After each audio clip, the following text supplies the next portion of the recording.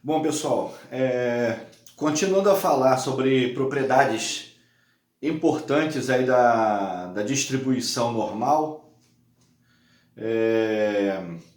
nós vamos falar aqui então da integração, né, dessa distribuição de x1 a x2 e alguns casos especiais, né, que estão relacionados aí com a propriedade de simetria dessa distribuição em torno do valor médio, que no caso aqui é o μ.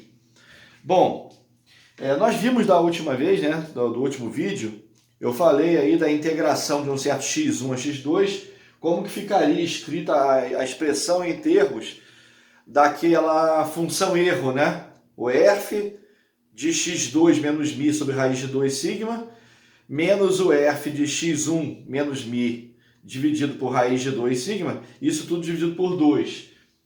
Então agora nós vamos fazer aqui o seguinte, uma propriedade muito importante dessa distribuição é quando a gente obtém quando a gente integra ela de um certo x1, que no caso vai ser μ menos sigma, isso independentemente do valor que se escolha para μ e para sigma, ou seja, não importa qual o valor do desvio padrão, não importa qual o valor médio, isso vai ocorrer sempre, independentemente desses valores, né? Então tá aqui, ó, de μ menos sigma até um μ mais sigma, ou seja, de um certo intervalo de menos o desvio padrão a mais o desvio padrão em torno do valor central, né?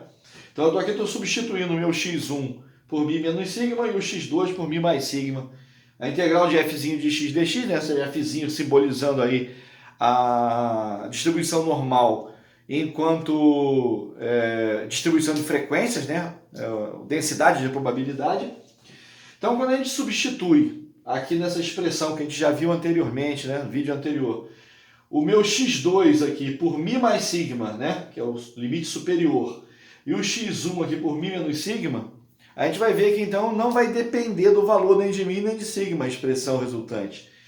Ou seja, a gente faz aqui essa operação, né, f de μ mais sigma, só que aqui já tinha um menos μ aqui nessa expressão, né?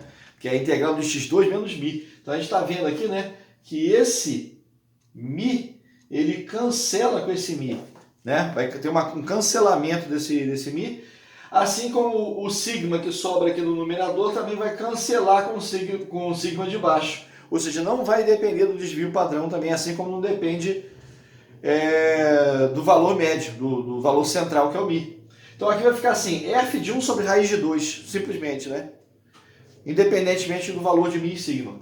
Bom, e aqui temos assim, ó, menos, como a gente já viu no vídeo passado, f de μ menos sigma, ou seja, o limite inferior da integração.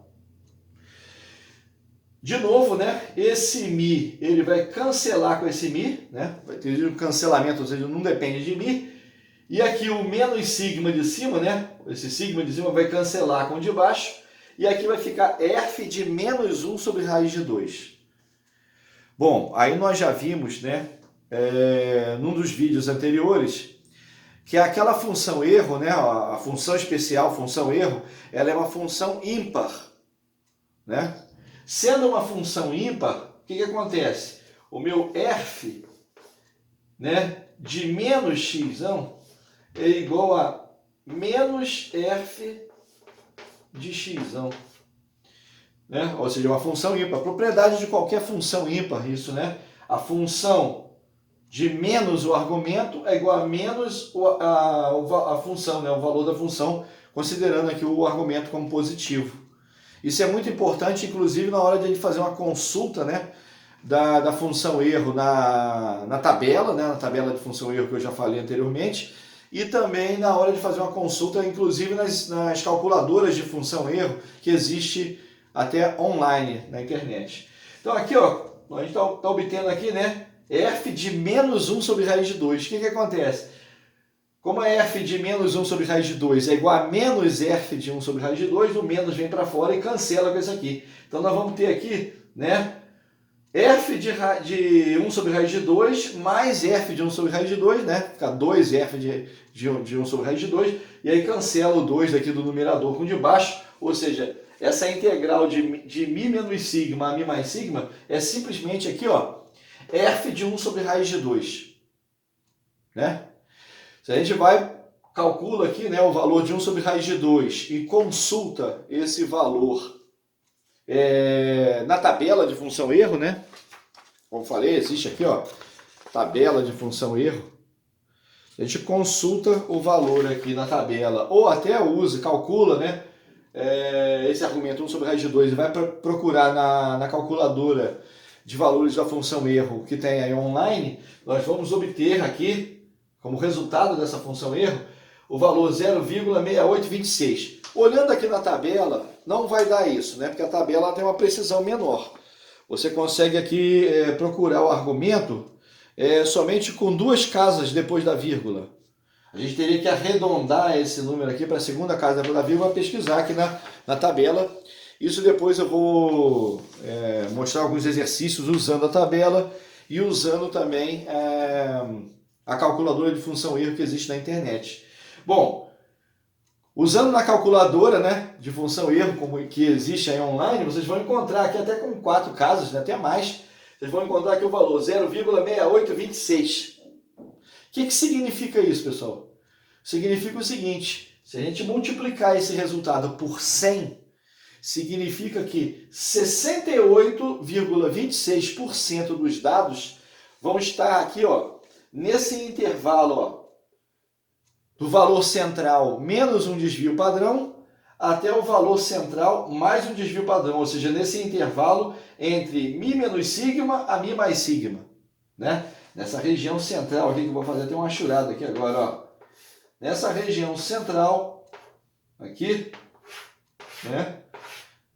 Isso aqui é muito importante, é um resultado muito importante aí da estatística, hein? Estatística descritiva. Nós temos aqui nessa região achurada 68,26% dos resultados das medições realizadas para a variável x, desde que essa variável siga uma tendência central, siga uma distribuição normal.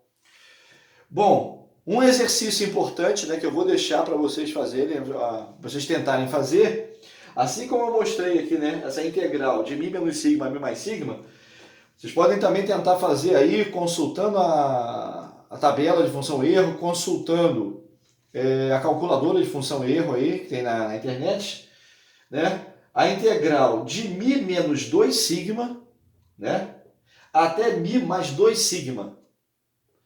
Vocês vão ver que nesse intervalo, né, considerando menos 2 desvios padrão para baixo, até mais 2 desvios padrão para cima do valor central, vocês vão obter aqui, ó, 95,44% dos dados, né? Ou seja, daqui até aqui, essa integração, né, você tem aqui 95,44% daqueles resultados das operações, né, das medições lá da variável x, que eu estou estudando, caindo aqui nesse intervalo. Depois, analogamente, é possível mostrar também que integrando de mi menos 3 sigma, ou seja, considerando agora 3 desvios padrão para baixo, né, até mi mais 3 sigma, ou seja, 3 desvios padrão para cima do valor central, vocês vão ter aqui 99,73%, né? De menos 3 sigma mais 3 sigma em relação ao valor central, né? Quase 100% aí dos resultados, né, da variável vão estar nesse intervalo. Veja bem, pessoal, só para lembrar de novo, né? Se vocês pesquisarem usando uma tabela de função erro, né, como essa que eu estou mostrando aqui, né? Tá aqui, ó, Error Function Table. Isso aqui é uma tabela que ela é obtida aqui, ó, num site de engenharia, né? E essa tabela só permite, como eu falei, você pesquisar aqui o argumento, né, com 2 casas só depois da vírgula. Então, quer dizer, se vocês pesquisarem, vocês vão ver, por exemplo, nesse caso aqui, né, do mi menos sigma, mi mais sigma, vocês vão obter aqui, na realidade, 68,44, se eu não me engano, hein? 68,40 e alguma coisa. Não vai dar certinho. Se vocês quiserem obter um valor assim bem próximo desse usando a tabela, teria que fazer por interpolação. Poderia imaginar, por exemplo, uma interpolação linear entre valores aqui do argumento, Como a gente já viu que essa função erro na região central dela, ela é bem linear, né? Ela tem uma região ali para pequenos valores, né? Até a gente viu aquela aproximação para pequenos valores de x, o f de x é aproximadamente igual a x, né? Ela é bem linear no centro. Aí pode ser até que a gente consiga uma aproximação razoável para esse valor.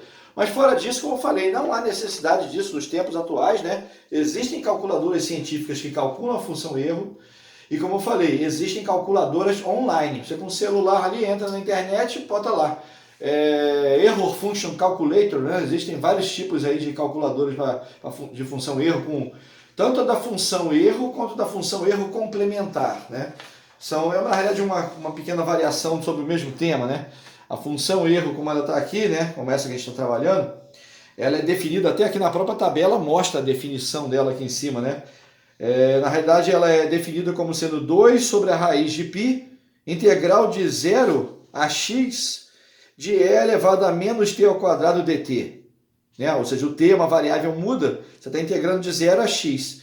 A função erro complementar, não, ela é o contrário disso, né? É o simétrico dessa operação aqui. Mas é muito parecido, né? Lógico, sabendo uma, tem como saber a outra, né? Uma é complementar da outra, como o próprio nome já diz. Cuidado na internet para não confundir isso, hein? Não confundir a função erro com a função erro complementar.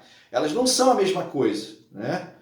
Mas você sabendo o valor de uma tem como obter da outra e vice-versa. Mas não é exatamente a mesma coisa. Aqui no caso, nessa definição que a gente usa aqui, nesse cálculo da distribuição normal, que eu estou usando aqui é a função erro e não a função erro complementar. É isso aí, pessoal. Tentem fazer essas operações, então, aqui para esses intervalos. Vocês vão ver que é bem ilustrativo, né? De μ menos 2 sigma, mais 2 sigma, por exemplo. E vocês vão ver que não dependem aí do valor de μ, não dependem do valor de sigma. Ou seja, independentemente dos valores aí da média do desvio padrão, sempre esses resultados aqui vão ser obtidos, né? Essas porcentagens aqui. É isso, galera.